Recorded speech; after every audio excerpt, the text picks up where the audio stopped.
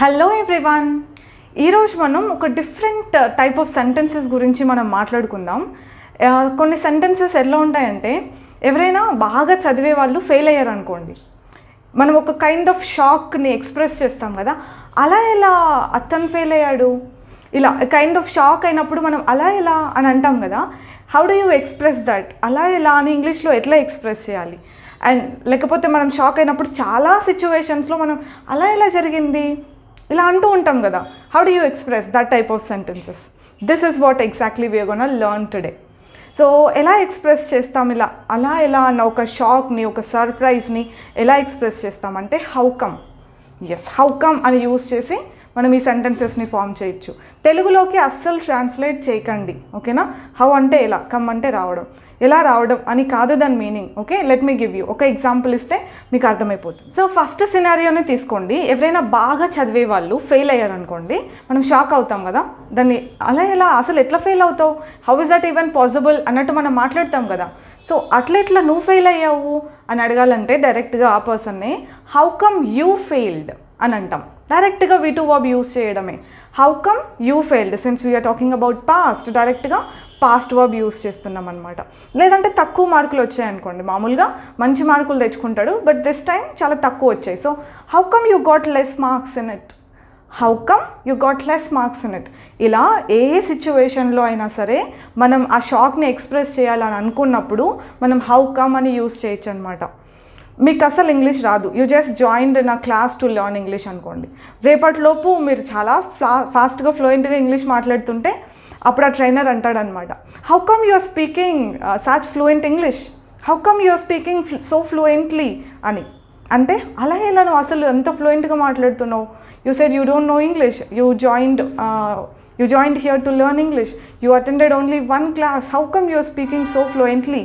అలాగా ఇలా ఎనీ సిచ్యువేషన్లో అయినా షాక్కి గురైనప్పుడు మనం సర్ప్రైజ్ని ఎక్స్ప్రెస్ చేయాలనుకున్నప్పుడు హౌ కమ్ అని యూస్ చేయొచ్చు. అండ్ ఎవరైనా అసలు సరిగా చదవని కొంతమంది ఎవరైనా పాస్ అయ్యారు అనుకోండి, అప్పుడు కూడా మనం షాక్ అవుతాం కదా. అప్పుడు డైరెక్ట్గా వాళ్ళ దగ్గరికి వెళ్ళి ఏమనొచ్చు, హౌ కమ్ యూ పాస్డ్. బాగా చదువుకొని పాస్ అయ్యి ఉండొచ్చు, బట్ మనమైతే షాక్ అవుతాం కదా ఎప్పుడు ఫెయిల్ అయ్యే వాళ్ళు పాస్ అయితే. How come you passed net, అలా ఇలా నువ్వు పాస్ అయ్యావు, of course I'm happy, but how come అలా ఎలా. ఇన్ఫ్యాక్ట్ మనం పక్కన సెంటెన్స్ ఏం యూజ్ చేయకపోయినా జస్ట్ హౌ కమ్ అని అంటే అలా ఎలా, ఆ సిచ్యువేషన్లో అది అర్థమైపోతుంది అనమాట. When you are shocked you can just say how come. అంటే ఒక అన్ఎక్స్పెక్టెడ్ పర్సన్ మిమ్మల్ని కలిసాడు అనుకోండి, so you did not expect him to meet you. అసలు కనిపిస్తాడని కూడా అనుకోని ఒక పర్సన్ మీ దగ్గరకు వచ్చి కనిపిస్తే you can say how come, అంతే, చాలు, సరిపోతుంది, అర్థమైపోతుంది అనమాట. అంటే అట్లా నువ్వు వచ్చావు ఇదంతా ఎక్స్ప్రెస్ చేయక్కర్లేదు. We can simply say how come in some situations like that. నేను షాపింగ్కి వెళ్ళాను, చాలా జాగ్రత్తగా కొన్ని థింగ్స్ని తీసుకొని వచ్చాను ఇంటికి, బట్ ఇంటికి వచ్చేసరికి అది పగిలిపోయింది. సో నేనైతే చాలా జాగ్రత్తగా తెచ్చాను కదా, అట్లా పగిలిపోయినాయి అని షాక్ అవుతామా? How come it was broken, how come it was broken అని అంటాం. నేను జాగ్రత్తగా ఉంటా, ఏది మర్చిపోను మామూలుగా, కానీ షాపింగ్ మాల్లో ఫోన్ ఆర్ సంథింగ్ ఏదో మర్చిపోయి వచ్చాను. Oh my god, how come I forgot it. ఏమనొచ్చు, how come I forgot it అంటే అట్లా మర్చిపోయినా నేను, నా గురించి నేనే ఇలా చెప్పొచ్చు అనమాట. ఏదైనా ఫ్రిడ్జ్లో చాక్లెట్ కేక్ పెట్టాను, జస్ట్ 1 kg కేక్ పెట్టాను, మళ్ళీ నెక్స్ట్ 1 hourకి అది లేదు. How come there is no cake at all. Shock అవుతామా? అసలు కేక్ అసలు అట్లా వెళ్ళిపోయింది, కేక్ అట్లా లేకుండా ఉంది. How come there is no cake at all, అస్సలు లేదే కేక్, అలా ఎలా. ఇలాంటి షాకింగ్ సిచ్యువేషన్స్లో అయినా మనం హౌ కమ్ అని యూస్ చేయొచ్చు. అండ్ ఇంకొన్ని సిచ్యువేషన్స్లో ఎలా అంటే, నేను నా ల్యాప్టాప్ వర్క్ చేయట్లేదని షాప్కి వెళ్ళాను, అక్కడికి వెళ్ళి ఓపెన్ చేయగానే అది వర్క్ చేస్తుంది. అప్పుడు షాక్ అవుతామా? Obviously. How come it is working now అని షాక్ అయ్యాను అనమాట. అంటే అలా ఎలా ఇప్పుడు ఇది పని చేస్తుంది. సర్లే అని ఇంటికి వచ్చేసాం, ఇంటికి వచ్చిన తర్వాత ఓపెన్ చేస్తే మళ్ళీ అది మా వైఫై కనెక్ట్ అయిన తర్వాత ఓపెన్ అవ్వట్లేదు. How come it is not working now, ఇప్పుడు అట్లా ఇది పని చేయట్లేదు మళ్ళీ. ఇలాంటి చాలా సిచ్యువేషన్స్ చూసారా. ఎప్పుడు అసలు నాన్ వెజ్ తినని, టచ్ చేయని ఒక పర్సన్ నాన్ వెజ్ తిన్నా, ఎప్పుడు నాన్ వెజే ఆర్డర్ చేసుకొని తినే ఒక పర్సన్ నాన్ వెజ్ తినకపోయినా షాక్ అవుతాం కదా. ఎట్లా షాక్ అవుతాం హౌ కమ్ అని. My god, how come you are eating non veg today, అలా ఎలా నాన్ వెజ్ తింటున్నావు నువ్వు ఇప్పుడు అని. అలా ఎలా, how is that even possible అన్నట్టు.